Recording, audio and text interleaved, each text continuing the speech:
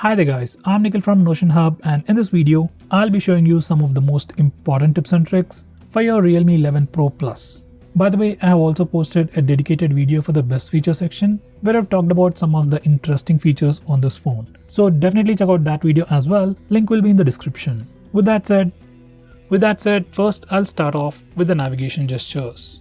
Once you turn on the navigation gestures, you can swipe from the bottom of the screen to go home.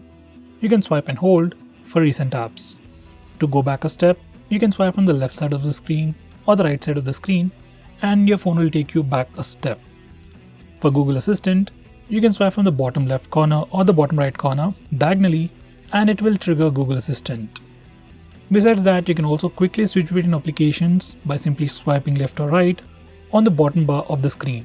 This particular feature works just like on an iPhone.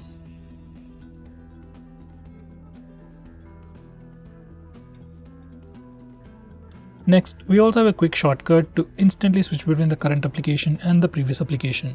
If you enable this particular toggle, you can just swipe and hold from either of the sides to quickly switch to the previous application. Next, we have a pretty cool shortcut to start or open split screen mode. This feature is enabled by default. Just make sure this particular toggle is enabled, and if it is enabled, you can just swipe up using 3 fingers to open the current application in a split screen mode. Some of the applications will not support this feature. With that said, most of the applications, especially third-party applications, do support split screen mode. Next, we have an interesting feature called flexible windows. Now this feature allows you to open applications in a pop-up window. Once you enable this feature, you'll get a sidebar along with an indication. You can just swipe on it to open the sidebar. You can just click on any of them to open an application in a floating window. Besides using the sidebar, you can open this flexible window directly from the recent apps page. Once you're in the recent apps page, just press and hold on the application and move it to the top. You'll get animation at the top, and once you see that, you can release the app and that application will open in a floating window. Now you can move around this app just by holding the bar at the top. Now you can use this floating window just like a regular application. Now we can also resize this floating window by just dragging the bottom left corner or the bottom right corner. If you resize it to become much smaller, it will enter the mini mode. In the mini mode, it will become a standard size and go to the top left corner or the top right corner. Now in this mode, you can just do a single click to open that application in a floating window, or else do a double click to open that application in a full size window. I mean like a full sized application.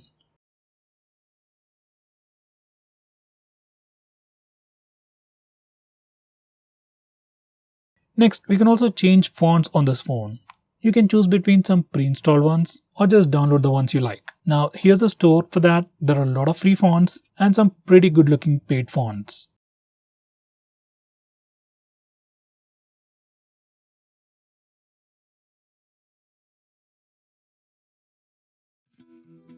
Next, I'm going to show you how you can hide files. Now on this phone, there's a feature called Privacy Safe, which allows you to hide files. Any file like documents, video files, music files, you can literally hide any files. Once you enable this feature, you can directly go to the Privacy Safe and hide files, or else no matter where you are, whether it's the gallery or a file manager, you can select the file and click share and then send it to the Privacy Safe, and that particular file will be automatically hidden. It's a pretty cool feature that comes built into the phone. Next, we can also hide applications on your phone. Let's say you want to hide some net banking related applications or authenticator applications, then you can do that on this phone. You just go to the settings, hide apps, and from here just set up the password and the keyword stuff, and once it's done, just select the applications that you want to hide, click OK, and all those applications will be hidden from the default app drawer. Now to open those hidden applications, just open the phone dialer, enter the secret code, and now you can access those hidden applications. By the way guys, your phone really doesn't actually hide those applications. It'll just hide it from the default home launcher. If you install a new launcher or if you directly search for those apps in the Play Store, you can still find them. Well, there's no problem with the phone, it's just how the feature works.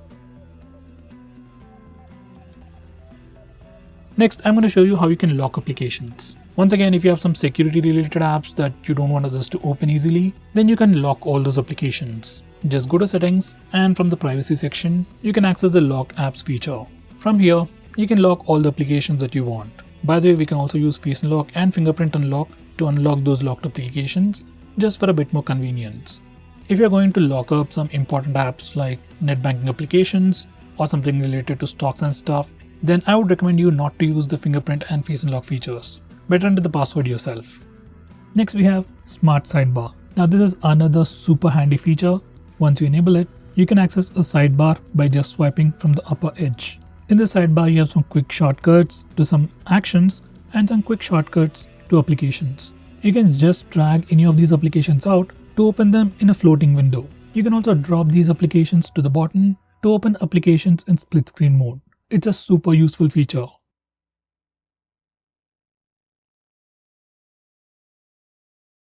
Next we have Super Power Saving Mode. Once you enable this feature, your phone will turn on the dark mode and stop all the applications running in the background, and it'll just give you access to 4 applications. By doing all this, you can increase the standby time of your phone. If you're ever low on battery and you don't want your phone to switch off, you can try this mode.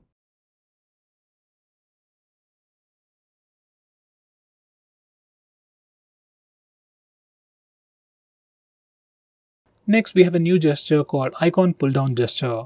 Now once you enable this feature, on your home screen you can swipe diagonally on the left side or right side to quickly pull down all the icons near your finger. It's just a quick and easy way to reach out applications just with a single finger. Next we have Swipe Down Gesture on the home screen. By default it is set to search or global search. Once you do a swipe down gesture, you can search for application names or even contacts directly from your home screen. I personally suggest you to change it to notification drawer. Once you do that, you can do a swipe down gesture to pull down the notification bar, which I think is much more helpful. Next, we can also change the display refresh rate of this phone. This phone has a display with 120Hz refresh rate. By default, it is set to auto switch. It can save some battery, but sometimes can give you an inconsistent experience. So I'll suggest you to stick with the highest refresh rate. It affects the battery a little, but gives you a much more consistent experience. Next we got some new live wallpapers. Some are just like videos on loop, some wallpapers react to your touch, and some change depending on the time. For these wallpapers, you can just touch and hold the wallpaper for a quick preview. Right now we can only use the install live wallpapers. In future, we might be able to use a regular video as a live wallpaper. Next we have dark mode. You can enable it from the notification toggles or directly from the display settings. And once you enable the dark mode, all the system UI elements change to dark mode. Even some of the stock applications like phone dialer, messaging application also change to dark mode, and even some Google applications like Play Store or YouTube switch to the dark mode automatically. Dark mode helps your phone look much more cooler, helps you save some battery, and puts less strain on your eyes at night. Next we have Always On Display. Now just like the name suggests, it's a feature that puts a clock on your lock screen all the time. Now here's a quick preview. From settings you can also change the clock styles, and you can also schedule it to automatically turn on and turn off at a specific time to save a little bit of battery.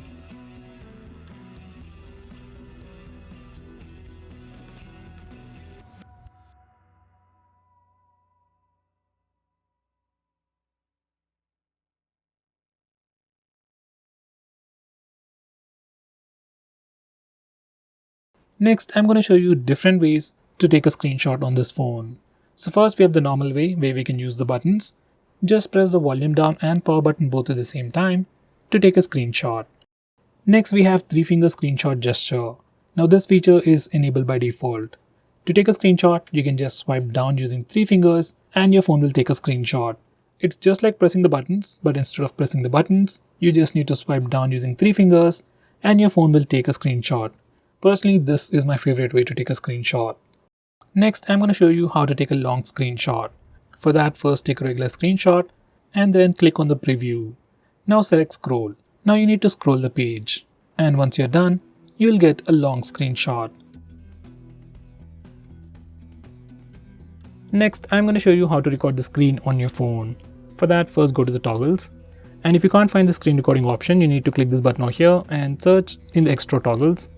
We have a dedicated toggle called Start Screen Recording. Just bring it up. And now we can start video recording just by using this toggle. Just click it and screen recording should start in 3 seconds. If your phone asks for any permissions, just grant them all.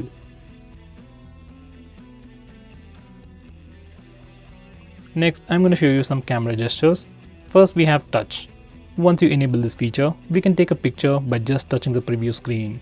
It works for both the rear camera and even for selfies. Next, we have the palm gesture, which only works for the front camera, and it's great for taking selfies.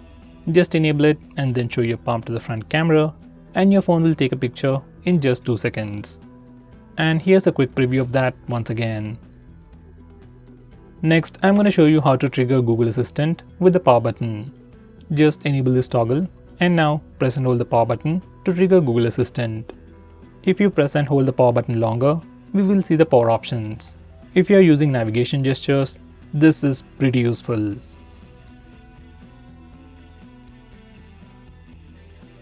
Next, we have some important screen off gestures. We have things like double tap to wake. We can also draw a note to open the camera application. Next, we can draw a V to turn on the flash. We also have more like music controls and custom shortcuts. But most of the time, I just draw V to turn on the flash. And to turn it off, we can press the power button.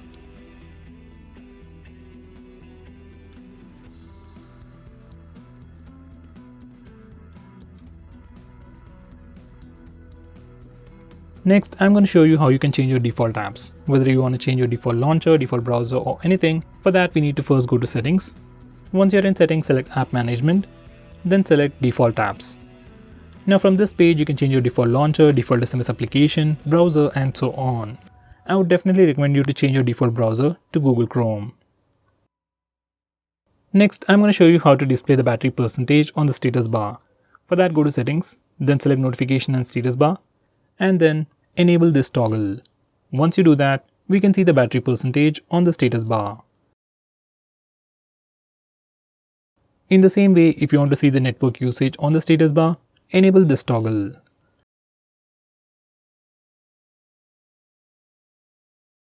Next, I'm going to show you how to display the RAM information on the recent apps page. For that, go to settings, then select additional settings, and now enable this toggle. Once you do that, we can see the RAM or memory information in the recent apps page. Next, we have voice charging. Now this is a brand new feature which can slow down your battery's aging. Once you enable this feature, your phone will learn your charging habits. So when you charge your phone will normally charge quickly up to 80% and then it will slow down the charging speed to improve your battery's age. Next, I'm going to show you how to stop applications from automatically restarting in the background. For that, you need to first open Phone Manager. You can find it on the home screen or in your app drawer. Once you open it up, select Privacy Permissions, then select Startup Manager. Now from this page, we can start or stop applications from automatically restarting in the background. Personally, I'll enable this toggle for apps like Truecaller, WhatsApp or Instagram and disable it for everything else. Next, we have Notification History. Now this is a pretty cool feature that can record all the notifications that you get. So even if you accidentally clear all the notifications from the notification area, you can go to the notification history section to see what all notifications you got and at which particular time. Next, we have this toggle to enable the OTG. Now OTG pen drives are not automatically detected by default. It's a security measure. So if you want to use an OTG pen drive, just come here, enable it, and then you can use an OTG pen drive. Next, we have recently deleted. In your albums application or gallery application, whenever you delete anything, it won't get deleted immediately. All those deleted files will be put in recently deleted folder. You can access it from here. If you want, you can once again delete them. You can also choose to disable this feature from settings. Next, we have app battery management. Now if you want to completely take control of your phone, stop applications from auto launching or stop applications from running in the background to save data or to save battery, you can do all that from here. So guys, these are the most important tips and tricks for your phone. If I missed out on anything important, do let me know by commenting below this video and definitely check out my video on best features. Link will be in the description. Now with that said, if you're planning to buy this phone, please use the link in the description. It always helps the channel. If you want us to make any specific video, tweet out to us with the hashtag AskGreedyTech on Twitter and we will try to make it as soon as possible. I'm Nikhil from GreedyTech signing off. Have a nice day.